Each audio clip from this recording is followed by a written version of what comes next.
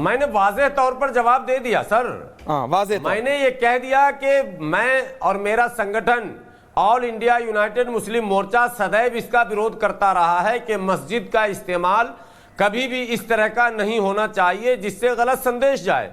आपको फिलिस्तीन का समर्थन करना है तो आप जाइए जंतर मंतर पे परमिशन लीजिए सरकार से, आप इसराइल के एम्बेसी का घेराव कर लीजिए, आप अमेरिका के एम्बेसी का घेराव कर लीजिए, जो भी प्रोसेस आप कर सकते हैं जो भारत के संविधान में संभव है, लेकिन मस्जिद का इस्तेमाल नहीं हो। हम और मेरा संगठन ऑल इंडिया यूनाइटेड मुस्लिम मोर्चा सदैव बोलता रहा, मेरे राष्ट्रीय अध्यक्ष का भी बयान आता रहता, हम काली पट्टी के भी खिलाफ हैं, हम जुमा के दिन मस्जिद में इस तरह के ऐलान का भी विरोध करते हैं। लेकिन हम एक सवाल करते हैं आप लोगों से भी कि अगर कुछ लोगों ने ऐसा कर दिया तो हिंदुओं से वो आप लोग मतलब असामाजिक, नहीं आप लोग मतलब न्यूज वालों से कि आपका मतलब सनातनियों से है, हिंदुओं से है, किससे है? क्योंकि आप ऐसा बोलते नहीं है। आप लोग आपका मतलब आप भी तो भारत के हैं। तो आप नहीं है क्या भारत के? हाँ तो आप हम तो सबसे हैं। अरे हम सब भारत के हैं। हाँ तो हम तो सबसे बोल रहे हैं। आज आप फंस रहे हो। असामाजिक या असंवैधानिक है क्या? नहीं मैं आपको कह रहा हूं, आप बात समझिए। देखिए सरवर साहब, आप बहुत समझदार हैं, आप एग्जैक्टली समझते हैं, लेकिन अनुराग भदौरिया क्यों हम क्लियरली नहीं बोल सकते कि आग लगाने की जरूरत नहीं है, भड़काने की जरूरत नहीं है? प्रेम दादा को सुना आपने, बीजेपी को सुना आपने। जी अनुराग जी, मुझे सबसे पहले सभी लोगों को, सभी देशवासियों को, हमारे साथ रोहित जी भाटिया जी आ रहा है उसके बाद, सभी को ईद की बहुत सारी शुभकामनाएं और मुबारकबाद। लेकिन भारतीय जनता पार्टी के प्रवक्ता की आवाज सुन के ऐसा लगा कि बहुत विपक्ष में है, बेचारे सत्ता में तो है ही नहीं। वो कह रहे हैं कि बांग्लादेश पे हिंदुओं पे अत्याचार हुआ तो कोई नहीं बोला। अरे हम तो बोल रहे हैं आप आगे बढ़ो ना, हम आपके साथ खड़े हैं। आप लाल आके दिखाओ ना, ऐसी करो ना बांग्लादेश की, सब आपके साथ खड़े हैं। और आप सवाल पूछ रहे विपक्ष से या दूसरे नेताओं से कि आपने क्यों नहीं बोला, आपने क्यों? अरे आप सत्ता में हैं और सत्ता में रहने के बाद आप हमारी तरफ देख रहे हैं। हम तो कह रहे हैं हम आपके साथ खड़े हैं, आप बढ़िए ना आगे। लेकिन आप आगे नहीं बढ़ेंगे क्योंकि आप कुछ नहीं करेंगे, आप खाली विपक्ष पे दोष देंगे। सत्ता पक्ष में रहते हैं तो विपक्ष को दोष देते हो, विपक्ष में रहते हैं तो सत्ता को दोष देते हो। मतलब आपको कुछ नहीं करना है, आपको खाली उंगली उठानी है। अरे मैं कहता हूँ फिलिस्तीन का झंडा कोई दिखा रहा है तो आपने उससे पूछताछ की कौन है, किस लिए दिखा रहा था? या आपने देखा जिस तरह से थूक लगा के रोटी बनाते हुए वीडियो आए हैं, या जिस तरह से इस तरह की घटनाएं हुई हैं, कौन है जेल में? जरा बताइए, किसको पकड़ के आपने जेल में डाला है कि खाली कहानी बताते हैं? अगर जेल में डाला है तो पब्लिक कीजिए कौन है वो लोग, उनको जेल में डालिए जो इस तरह की घटनाएं करते हैं। ये डिबेट के लिए आप मत रखिए कि थूक लगा के रोटी बनाते हैं, वो खाने में गंदगी करते हैं तो मेरा डिबेट आज उस गंदगी पे नहीं है। कौन लोग नहीं, आप मेरे को इसका तात्पर्य समझाइए। अरे आप नहीं आप नहीं, मैं आपसे ही पूछ रहा हूं। रोहित जी आ रहा हूं, प्रेम जी देख रहे हैं आप ना, सरवर जी ने जवाब दिया और अनुराग जी ईद की नमाज के बाद सब कुछ शांति से निकला। फिलिस्तीन के झंडे का समाजवादी पार्टी के प्रवक्ता से मैं पूछता हूं, उनको कोई औचित्य दिखता है? अगर मुझे नहीं दिख रहा तो मुझे समझा दीजिए, प्रोफेसर हैं आप, कर्तव्य है आपका, दायित्व है आपका, मुझे समझाइए कि भारत में अच्छे से खुशी से ईद की नमाज के बाद फिलिस्तीन के झंडे का प्रोफेसर भदौरिया क्या तात्पर्य है? 1 वर्सेस 1 आपको। Thank you. अच्छा मैं बोल रहा हूं तो क्या आपको औचित्य दिख रहा है कि आप जब समाजवादी बोल रही है तो आप परेशान हो जा रहे हैं? ये भी तो औचित्य नहीं है ना। क्या गजब। जब बीजेपी बोल रहा था आप चुपचाप सुन रहे थे, हम बोल रहे थे आप, ये क्या औचित्य, ये भी बता दीजिए। सारा औचित्य विपक्ष के लिए ही निकलेगा आपके पास भी, माने सरकार से औचित्य नहीं है।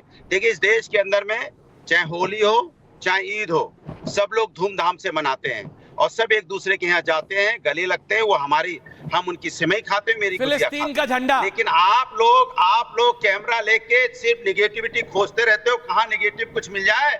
अब एक झंडा तब से आप लहरा रहे हो, एक झंडा नहीं अनुराग भदौरिया, वो आपने एक झंडा आप फिलिस्तीन का लहरा, मेरठ उत्तर प्रदेश तो पकड़ लिया होता, सहारनपुर उत्तर प्रदेश सामने लाते कि कौन था, मुरादाबाद पकड़ा क्या?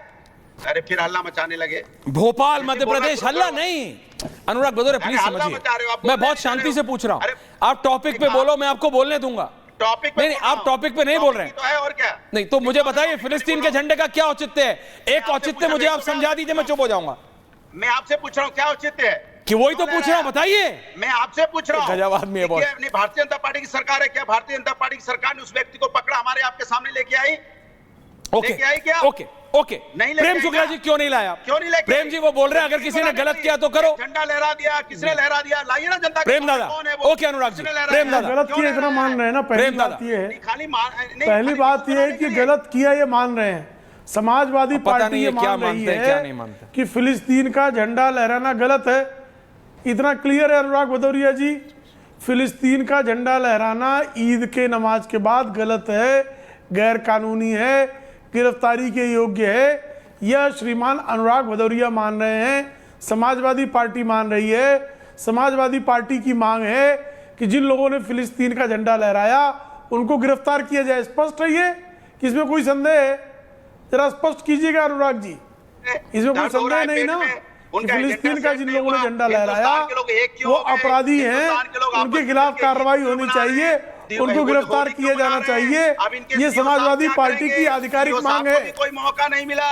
अगल बगल होने लगे भाई साहब। बताइए, अब करोगे क्या? डायलॉग के लिए तो अरे, मौका भी नहीं अब फिर मिला। यहाँ वहाँ सबने क्यों हो रहा है? मैं तो एक छोटा सा सवाल पूछ रहा हूँ। बीजेपी परेशान है। ऐश्वर्या जी, इनसे तो मैं एक छोटा सा सवाल पूछ रहा हूँ। इनसे छोटा पूछिए, मोटा पूछिए, बड़ा पूछिए, कुछ पूछिए। ये अलग ही जलेबी बनाते हैं बॉस। ये भाग रहे हैं। ये इनकी जलेबी एक दिन जाके खानी पड़ेगी, ये इनकी खत्म नहीं इनके पास होती। स्पष्टता पूछो नहीं है। का जवाब देते हैं गा।